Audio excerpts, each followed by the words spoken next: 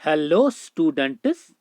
तो आज हम एनालिटिकल जियोमेट्री का नेक्स्ट लेक्चर स्टार्ट करेंगे।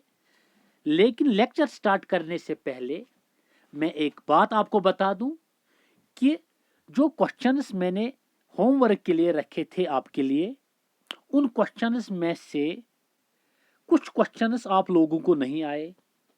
कुछ स्टूडेंट्स ने आप में से कमेंट किया था कि सर हमें ये क्वेश्चंस नहीं आए। अब मैंने डिसाइड किया है कि उन क्वेश्चंस के लिए मैं एक सेपरेट वीडियो बनाऊंगा। उस वीडियो में, उस लेक्चर में एक तो उन क्वेश्चंस को सिंपलीफाई किया जाएगा और उन क्वेश्चंस के अलावा हर टॉपिक, पहले टॉपिक से लेकर लास्ट टॉपिक जो एनालिटिकल जियोमेट्री का है, हर एक टॉपिक में दो दो क्वेश्चंस हम उस लेक्चर में सिंपलीफाई करेंगे। ठीक है। अब हम स्टार्ट करेंगे आज का ये लेक्चर। आज का ये लेक्चर है टाइप्स ऑफ लाइन्स बेस्ड। ठीक है। तो अब लाइन्स क्या होती है, टाइप्स ऑफ लाइन्स अगर हम देखेंगे, पिछले लेक्चर में मैंने आपको बताया कि जो लाइन होती है, लाइन रियल में ग्राफ होता है एक linear equation in two variable का। ठीक है। अब यहां पे टाइप्स ऑफ लाइन्स का मसला है। टाइप्स ऑफ लाइन्स मींस दो लाइन्स के बीच में रिलेशन क्या हो सकती है। दो लाइन्स के बीच में रिलेशन क्या हो सकती है, या तो दो लाइन्स आपस में पैरेलल होंगी, या तो दो लाइन्स आपस में इंटरसेक्टिंग होगी, या तो दो लाइन्स आपस में कोइंसिडेंट होंगी। ठीक है। कोइंसिडेंट। हमने देखा कि अगर ये एक लाइन है, ये दूसरी लाइन है, ये लाइन किसी linear equation in two variable का ग्राफ है, ये लाइन भी किसी linear equation in two variable का ग्राफ है। ठीक है। अब ये दो लाइन्स आपस में पैरेलल है। आपको पता है कि जो linear equation in two variable होती है उसके इनफाइनाइट मेनी सॉल्यूशंस होते हैं। सॉल्यूशन भी मैंने बताया पिछले लेक्चर में कि सॉल्यूशन रियल में कार्टेशियन प्लेन में एक पॉइंट रिप्रेजेंट करता है। वही पॉइंट फिर बनता है किसी इक्वेशन का सॉल्यूशन। तब उसका सॉल्यूशन बनता है जब वो उस इक्वेशन को सेटिस्फाई करे। मतलब जब आप x की जगह पे उसका x कोऑर्डिनेट दोगे उस पॉइंट का, y की जगह पे उसका y कोऑर्डिनेट दोगे, फिर अगर वहां पे आपका LHS निकला RHS के बराबर, तो फिर वो पॉइंट बनता है उसका सॉल्यूशन। अब हमें यहां पे दो लाइंस के बीच में रिलेशन निकालनी है। वही हमारा टॉपिक है टाइप्स ऑफ लाइन्स, या हम टाइप्स ऑफ सॉल्यूशंस के किस्म। ठीक है। तो पहले है पैरेलल लाइन्स। ठीक है। पैरेलल लाइन्स के बीच में जो सॉल्यूशन, यहां पे अगर हम दो लाइन्स के बीच में कंपैरिजन करेंगे, इनके बीच में सॉल्यूशंस कितने होंगे। सॉल्यूशंस मींस अगर दो लाइन्स एक पॉइंट पे इंटरसेक्ट करेगी तो एक पॉइंट बना इनका कॉमन पॉइंट। ठीक है। तो एक पॉइंट बना इनका कॉमन पॉइंट, तो ये एक पॉइंट बना इन दोनों इक्वेशनों का सॉल्यूशन। अब अगर एक लाइन, सपोज एक इक्वेशन का ग्राफ है स्ट्रेट लाइन, दूसरी इक्वेशन का ग्राफ है स्ट्रेट लाइन, इनका कोई कॉमन पॉइंट नहीं है, तो इट मीन्स दैट इनके बीच में नो सॉल्यूशन है। ये जो दो इक्वेशनों का ग्राफ है इनका नो सॉल्यूशन है, नो सॉल्यूशन इनके बीच में एग्जिस्ट होता है। ठीक है। तो अब यहां पे एक मसला है कि जब दो लाइन्स आपस में पैरेलल होंगी, उन दो लाइन्स को नो सॉल्यूशन एग्जिस्ट होगा। No solution means no common point. Common point नहीं, क्योंकि two lines are said to be parallel if their intersection is zero. ये तो डेफिनेशन ऑफ मतलब पैरेलल लाइन्स की है। अब इससे पहले लेक्चर में मैंने आपको बोला कि अगर दो लाइन्स आपस में पैरेलल होंगी, ये एक लाइन, ये दूसरी लाइन, यहां पे मैंने कार्टेशियन प्लेन भी बनाया। ठीक है। तो इन दो लाइनों का जो स्लोप होता है वो होता है इक्वल। ठीक है।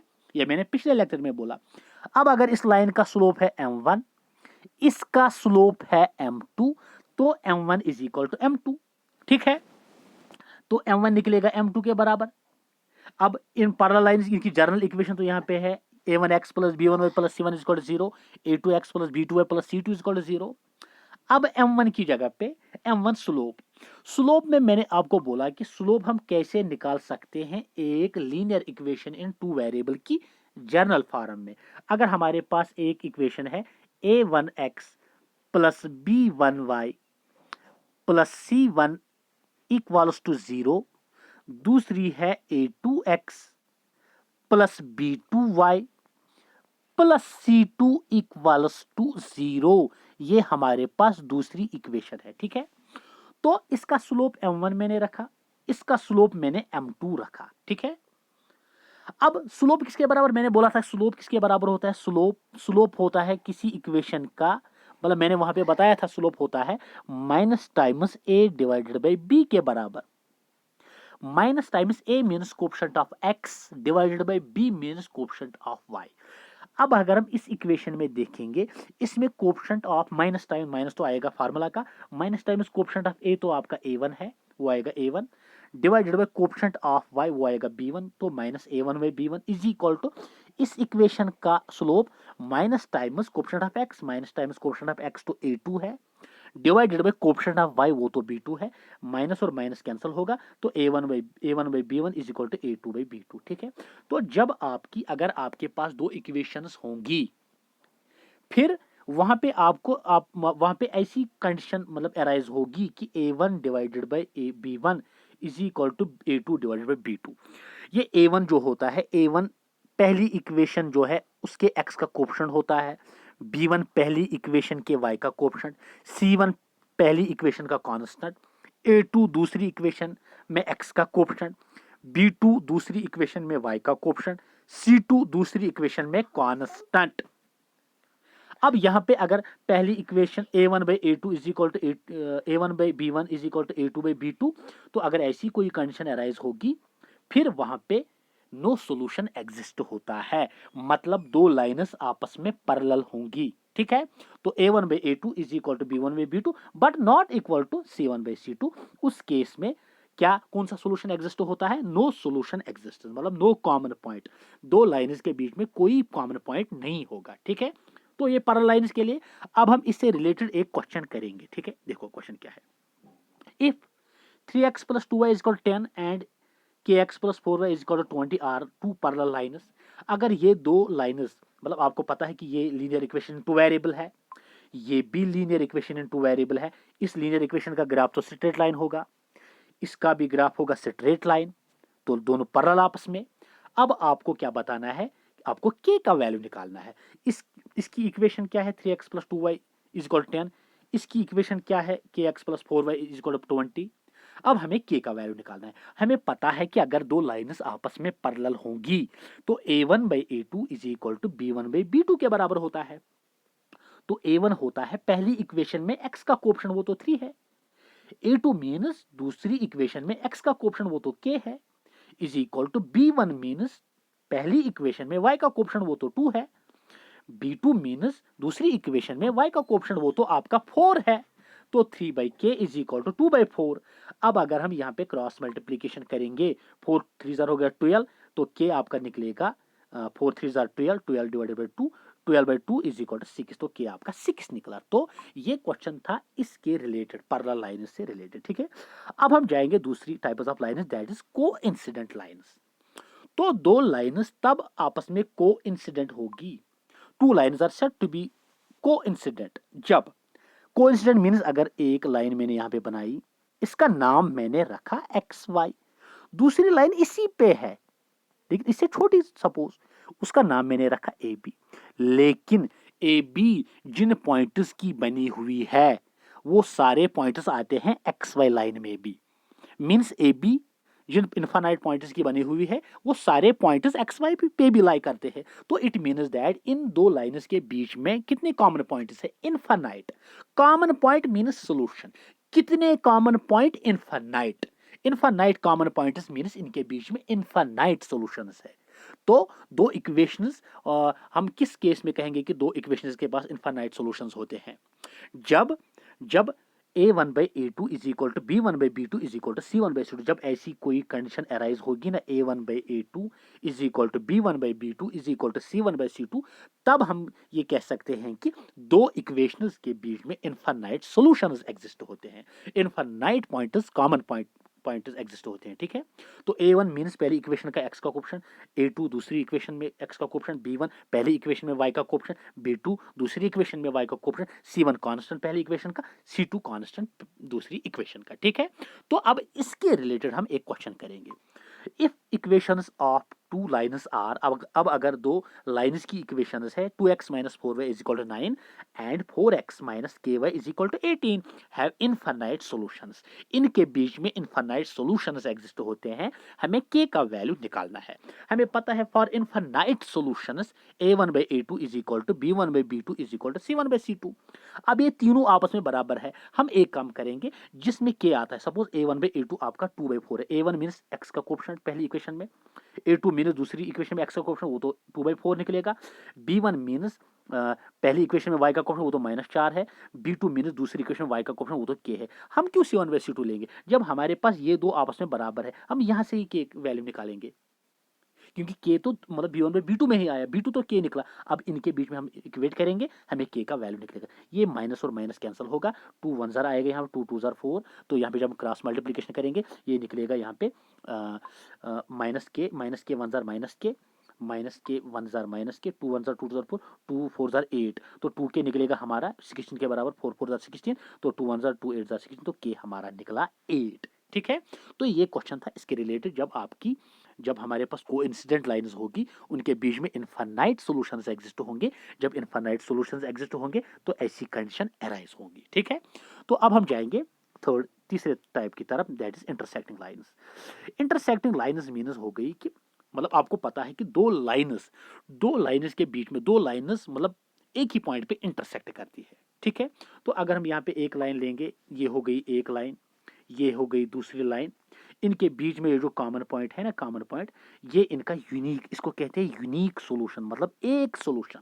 सपोज अगर ये पी पॉइंट है, ठीक है, अब ये आपके पास एल लाइन थी, ये आपके पास एम लाइन थी, मैंने एल लाइन को यहाँ पे रखा, ठीक है, ये एल है, ये पी पॉइंट इस पे भी आएगा। अब मैंने एम लाइन को यहाँ पे रखा, ये जो पी पॉइंट है ना ये इस पे भी आएगा। ठीक है, इसका मतलब है कि पी दोनों लाइनों का कॉमन पॉइंट है। ठीक है, तो फॉर यूनिक सॉल्यूशन, अब यूनिक सॉल्यूशन मींस एक कॉमन पॉइंट, एक इक्वेशन का ग्राफ स्ट्रेट लाइन, दूसरी इक्वेशन का ग्राफ स्ट्रेट लाइन, एक common point means unique solution. अब यूनिक सॉल्यूशन के लिए कंडीशन क्या है, दो इक्वेशंस के बीच में तब यूनिक सॉल्यूशन एग्जिस्ट होगा जब a1/a2 नहीं बराबर होगा b1/b2। ठीक है, तो यहां पे मैंने फिगर भी बनाया है यूनिक सॉल्यूशन, ये इनका यूनिक सॉल्यूशन। अब इसके related question, if lines x minus y is equal to 10 and 3x plus ky is equal to 12 are intersecting lines, find k। हमें k का वैल्यू निकालना है, ये दो लाइन्स आपस में इंटरसेक्टिंग है, मतलब इसका ग्राफ स्ट्रेट लाइन, इसका graph straight line, common point एक ही है। For unique solution a1/a2 is not equal to b1/b2। अब वहां पे अब मतलब अब आप बोलोगे कि सर क्वेश्चन कैसा आएगा, वहां पे ऑप्शन होगा कि आप बताओ कि मतलब k के किस वैल्यू पे नहीं इन दोनों इक्वेशनों में यूनिक सॉल्यूशन एग्जिस्ट होगा, k के किस वैल्यू पे नहीं। ठीक है, आपको चार ऑप्शन में से एक ऑप्शन चूज करना है।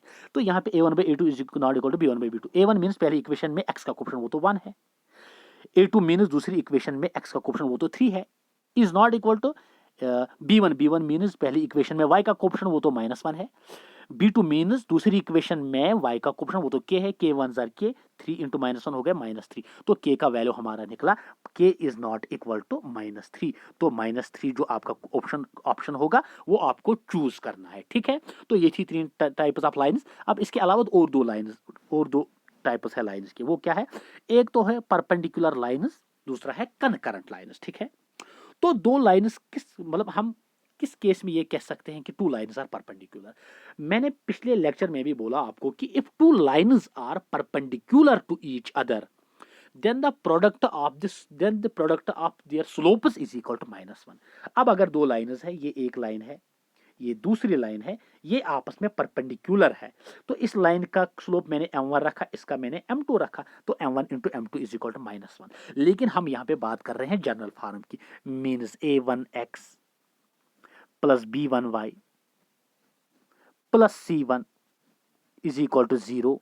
दूसरी है A2x plus B2y plus C2 is equal to 0। अब इसका पहली इक्वेशन का स्लोप वो तो आपको पता है, minus times coefficient of x divided by coefficient of y minus A1 by B1, clear. दूसरी का minus times coefficient of x divided by coefficient of y minus times A2 by B2 is equal to -1, ठीक है। अब यहाँ पे हम क्या करेंगे, यहाँ पे हम क्रॉस मल्टीप्लिकेशन करेंगे। देखो क्रॉस मल्टीप्लिकेशन नहीं, मतलब numerator gas numerator multiply, denominator minus minus, ये माइनस और ये माइनस हो जाएगा cancel. Minus times A1 into A2 हो गया, मतलब यहाँ ये माइनस और माइनस प्लस हो गया, इस माइनस को ऐसे रखेंगे। A1 इंटू A2 हो गया A1 A2, B1 into B2 हो गया B1 B2। अब अगर हम यहाँ पे मल्टीपल करेंगे A1 into A2 is equal to, इसको मल्टीपल करेंगे इसके साथ minus times B1 by B2, इसको यहाँ ट्रांसपोज करेंगे, ये बनेगा A1 A2 plus B1 B2 is equal to 0। तो जब परपेंडिकुलर लाइन्स, जब दो लाइन्स आपस में परपेंडिकुलर होंगी तो वहां पे ऐसी कंडीशन अराइज होगी। अब आप बोलोगे सर ये कहां पे, इसकी यूजेज कहां पे है। आपको दो इक्वेशन दी होगी, किसी इक्वेशन में या x या y का कोएफिशिएंट k होगा, फिर आपको k का वैल्यू निकालना है। तो k का वैल्यू निकालने के लिए हमें ये स्टेटमेंट वहां पे यूज होगा। कैसे, नीचे question, if 2 lines 3x plus 2y is equal to 4 and kx plus 3y minus 6 is equal to 0 are perpendicular। ये दो लाइन्स आपस में परपेंडिकुलर है। हमें क्या बताना है, फाइंड के, हमें के का वैल्यू निकालना है। के का वैल्यू निकालने के लिए हम ये कंडीशन अराइज करेंगे, a1 a2 plus b1 b2 is equal to 0 for perpendicular lines. तो a1 मींस पहली इक्वेशन में x का कोएफिशिएंट वो तो 3 है, a1 a2 मींस दूसरी इक्वेशन में x का कोएफिशिएंट वो तो k है, 3 इंटू k हो गया 3k plus B1 B2, B1 means पहली इक्वेशन में y का कोएफिशिएंट वो तो 2 है, ठीक है। B1 B2 plus B1 B2, ठीक है। B2 मींस दूसरी इक्वेशन में y का कोएफिशिएंट वो तो 3 है, तो 2 3 जार हो गया 6, 2 3 जार हो गया यहाँ पे 6, ठीक है। तो 3k plus 6 is equal to 0। तो यहाँ पे अगर हम 6 को ट्रांसपोज करेंगे 3k इज इक्वल टू -6, तो k आपका निकलेगा -6 डिवाइडेड बाई 3, 3 1 जार 3 2 जार 6, तो k आपका निकला -2। तो ऐसा क्वेश्चन आ सकता है if two lines are perpendicular, अगर दो lines, if two lines this and this. अब अगर आपको दो लाइन्स की इक्वेशंस दी होगी और वहां पे आपको ये मतलब ये गिवन कंडीशन होगी कि दो लाइन्स आपस में परपेंडिकुलर है, आप k का वैल्यू निकालो, तो ये स्टेटमेंट आपको वहां पे यूज करना है। अब है यहाँ पे कनकरेंट लाइन्स, ठीक है। कनकरेंट लाइन्स, आप यहाँ पे देखो कनकरेंट लाइन्स क्या है, 3 और more lines are said to be concurrent. 3 या 3 से ज्यादा लाइन्स तब कनकरेंट है जब उनका एक कॉमन पॉइंट हो, मतलब वो एक ही पॉइंट से मतलब गुजरे, ये इनका कॉमन पॉइंट है P।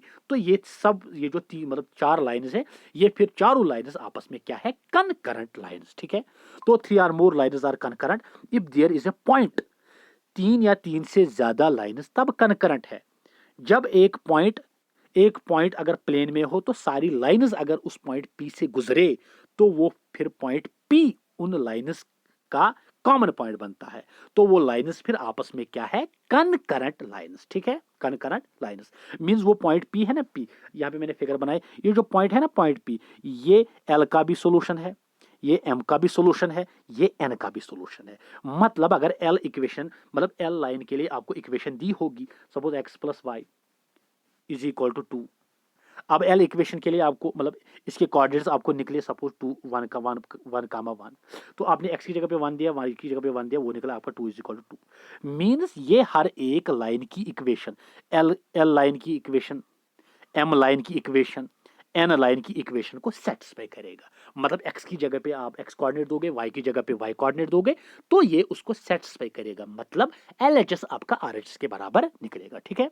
तो अब हम आगे जाएंगे नेक्स्ट टॉपिक की तरफ, वो है intercept form of a line. ये बहुत इंपॉर्टेंट है, ये आपको याद रखना है। Intercept form of a line क्या होता है। Intercept form of a line means, यहां पे देखो आप, इक्वेशन ऑफ लाइन क्या है। मैंने इससे पहले लेक्चर में आपको बोला कि इक्वेशन ऑफ लाइन क्या है।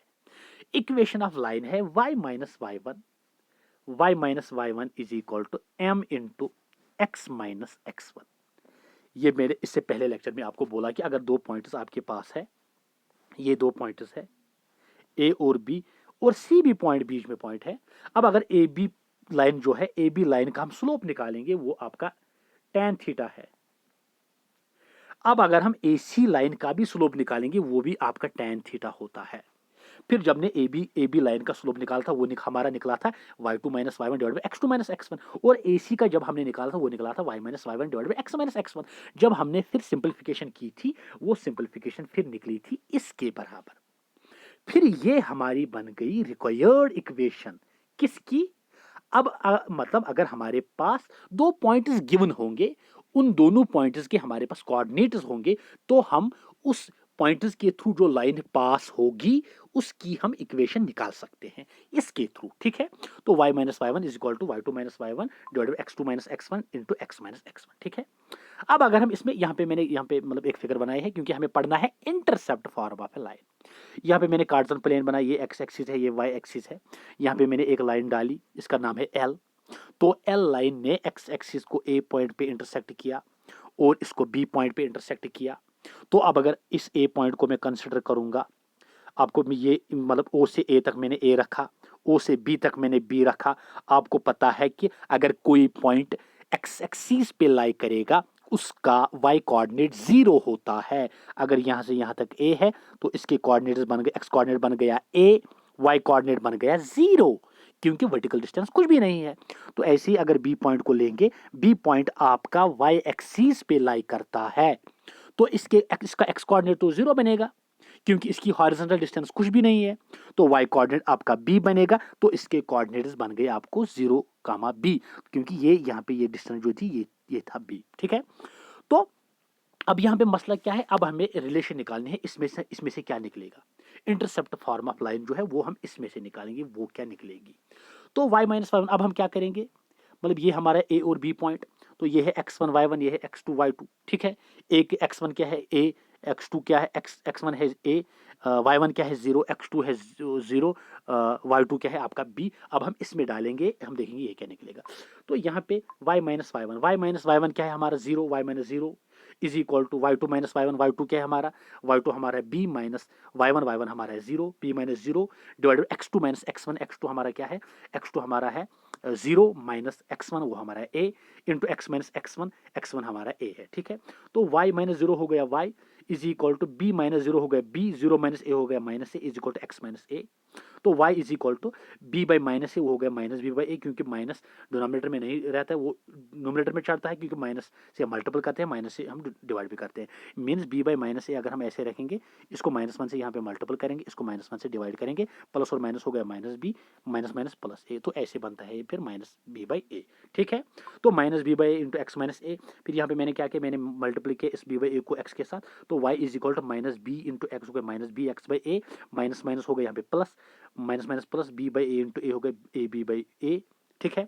तो यहाँ पे हम क्या करेंगे, मतलब इस b बाई ए एक्स को यहाँ ट्रांसपोज करेंगे, मैंने y प्लस बी, ये माइनस था यहाँ पे बन गया ये plus b by a x is equal to b, क्योंकि a और a कैंसिल हो गया, तो ये बन गया आपका y बाई बी, क्योंकि ये b है b इंटू वन, तो b को मैंने ट्रांसपोज किया, ये y को भी डिवाइड हुआ, b बाई एक्स बाई ए, इसको भी b एक्स बाई ए को भी डिवाइड हुआ, तो यहाँ पे ये b और ये b कैंसिल हो जाएगा, तो y बाई बी आपका प्लस एक्स बाई ए निकला आपका 1 के बराबर। सिंपलीफिकेशन मैंने यहाँ पे रखी है, आपको कंफ्यूजन नहीं होगा जब आप इसको करोगे, ठीक है।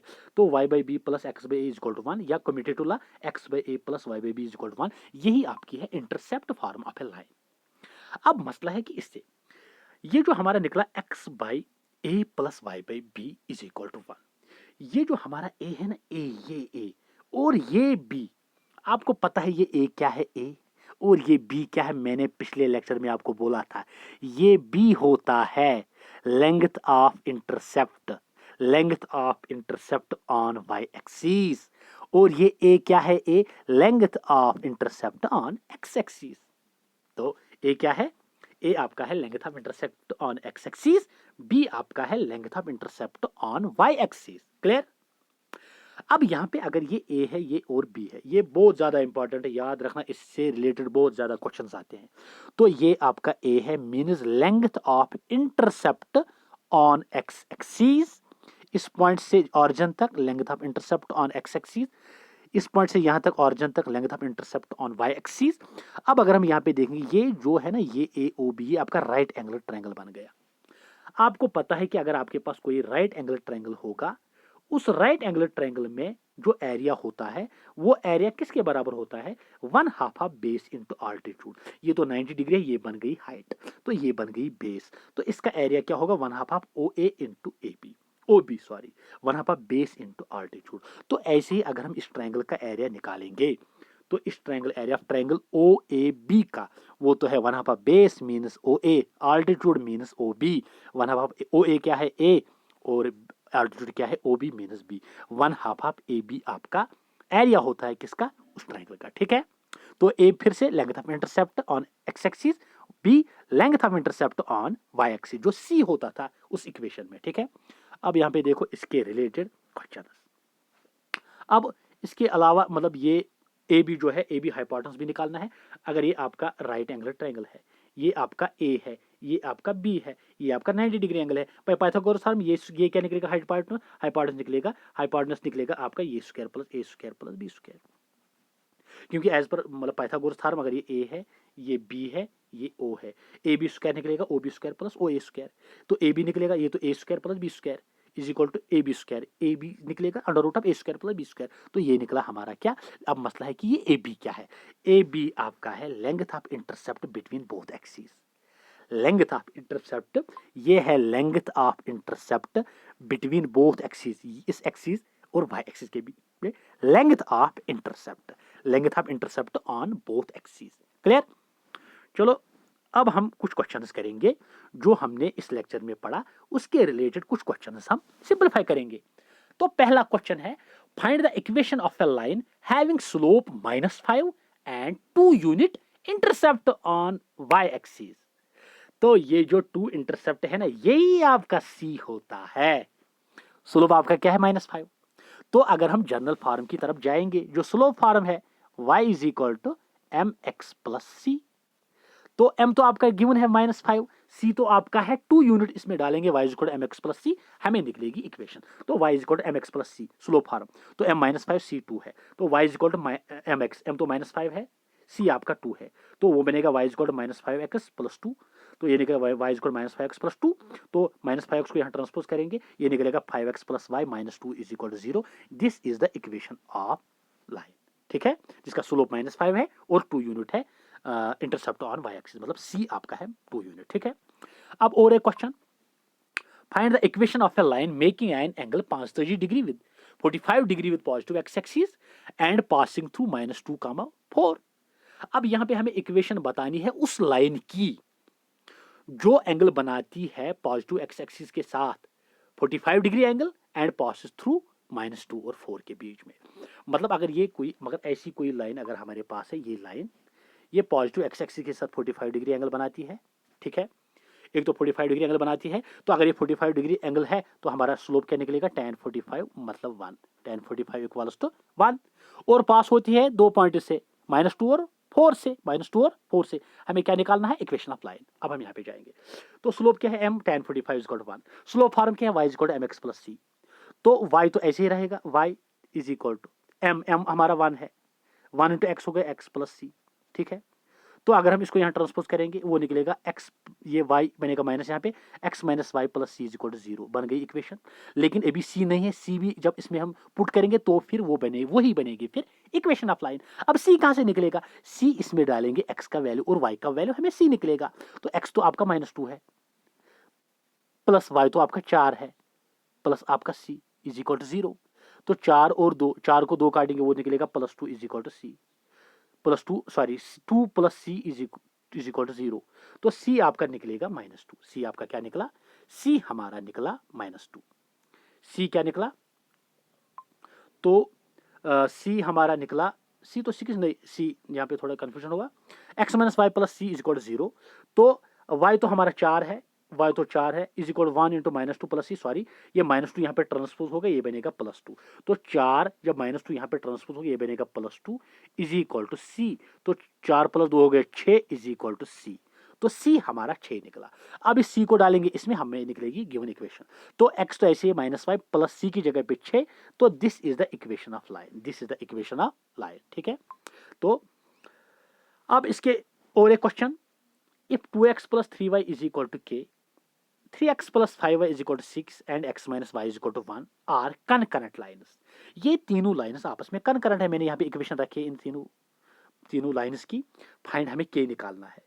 आपको पता है अगर ये सपोज यहाँ पे ये इक्वेशन है, इसमें के नहीं है, इसमें भी के नहीं है, इसमें के है, हम क्या करेंगे, सपोज ये कॉमन पॉइंट है, ये कॉमन पॉइंट है, हम इस कॉमन पॉइंट के कोऑर्डिनेट्स निकालेंगे। कोऑर्डिनेट्स कैसे निकालेंगे, इन दोनों को इक्वेट करेंगे आपस में। जब हमें एक्स और वाई का निकलेगा वो निकलेंगे इस पॉइंट के कोऑर्डिनेट्स, फिर उन कोऑर्डिनेट्स को डालेंगे इसमें, हमें के का वैल्यू निकलेगा, क्योंकि ये पॉइंट तो इसका भी सोल्यूशन, इसका भी, तो ये इसको भी सेटिस्फाई करेगा। ठीक है, तो कैसे निकालेंगे हम, 3x plus 5y is equal to 6, x minus y is equal to 1, ये पहली इक्वेशन रखी हमने। अब इसको कोएफिशिएंट सेम बनाएंगे हम ताकि एलिमिनेशन मेथड हो। तो 5 से मल्टीपल करेंगे, 5 इंटू एक्स हो गया 5x, 5 इंटू वाई हो गया 5y इज इक्वल टू 5 1 5, क्योंकि एज पर एक्शन अगर हम मल्टीपल करेंगे सेम क्वांटिटी से बोथ साइड्स तो उस इक्वेशन पे कोई भी असर नहीं पड़ता है। तो 5x minus 5y is equal to 5, second equation. अब हम इन दोनों को क्या करेंगे, इन दोनों को ऐड करेंगे। 5 प्लस 3x हो गया 8x, 5 और 5y और 5y हो गया कैंसिल, माइनस 5 और प्लस 5y, 6 और 5 हो गया 11, तो 8x is equal to 11, x निकलेगा 11/8। ठीक, तो अब हम 11/8 x इज इक्वल टू 11/8 को पुट करेंगे इस इक्वेशन में।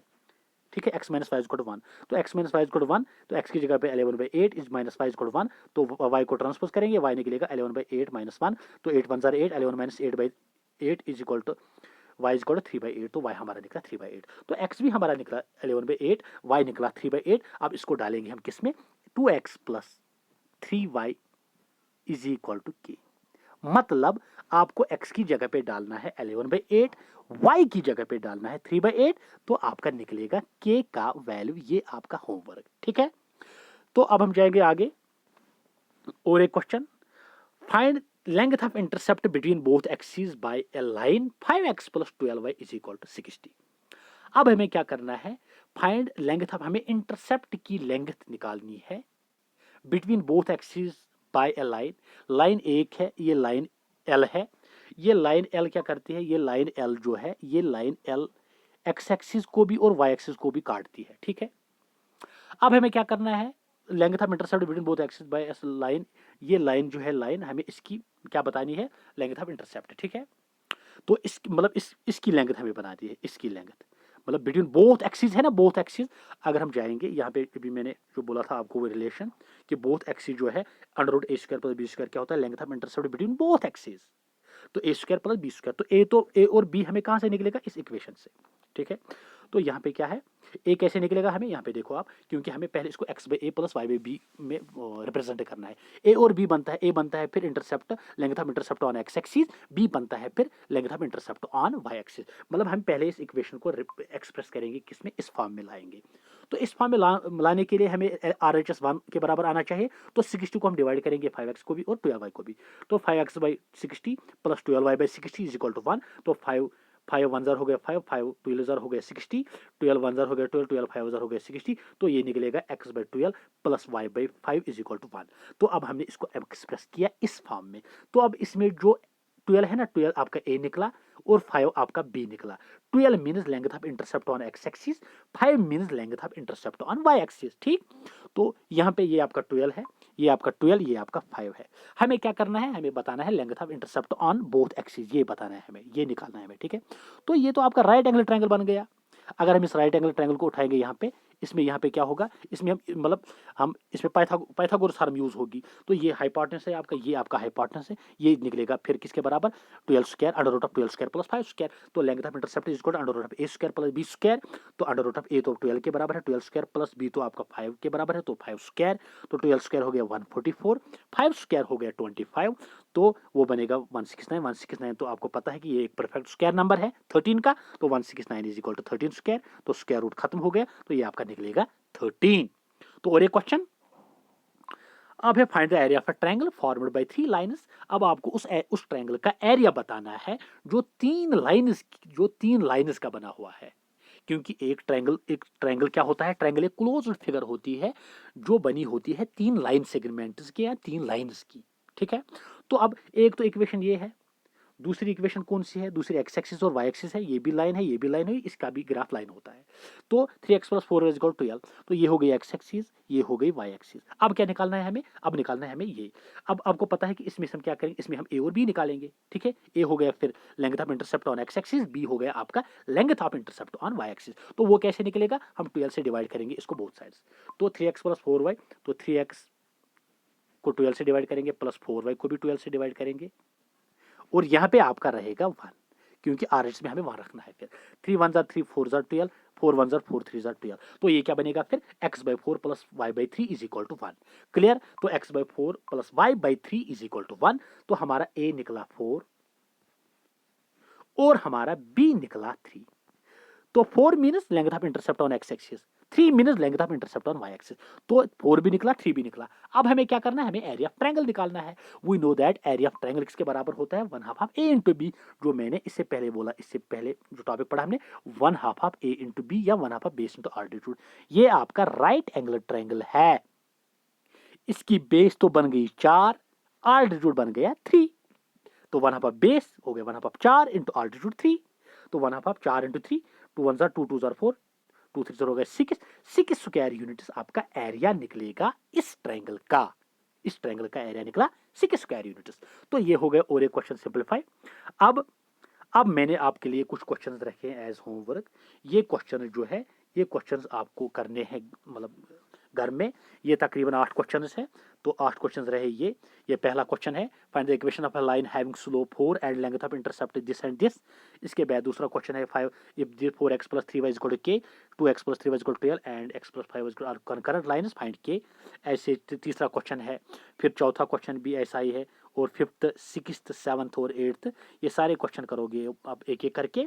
अगर क्वेश्चन इनमें से कोई क्वेश्चन नहीं आएगा, वो फिर आप कमेंट करोगे। फिर जो लेक्चर मैंने बोला कि इसका अलग एक लेक्चर मिलेगा आपको अलग से। तो ओके, एंजॉय करो सारे लेक्चर्स। ओके, अल्लाह हाफिज।